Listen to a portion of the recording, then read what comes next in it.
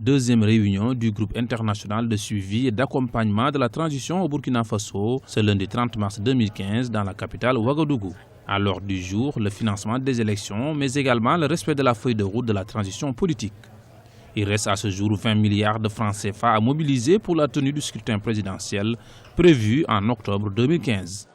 Comme initialement annoncé, le gouvernement du Burkina Faso a mobilisé 25 milliards de francs CFA au titre de sa contribution pour le financement des élections, dont 7 milliards alloués à l'opération de révision exceptionnelle des listes électorales. Nous attendons donc avec beaucoup d'intérêt et aussi avec beaucoup d'empressement les engagements pris par les membres du groupe international de soutien et d'accompagnement. Les membres du groupe international de suivi et d'accompagnement de la transition burkinabé ont en outre appelé à la contribution financière des États membres de l'Union africaine au nom de la solidarité intercontinentale.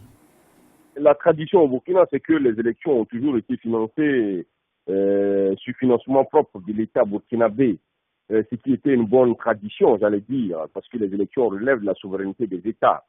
Il se trouve que pour ces élections qui interviennent dans un contexte assez particulier, aujourd'hui, il y a, en ce moment précis, un gap de 20 milliards. Nous devons croire évidemment que les partenaires techniques et financiers,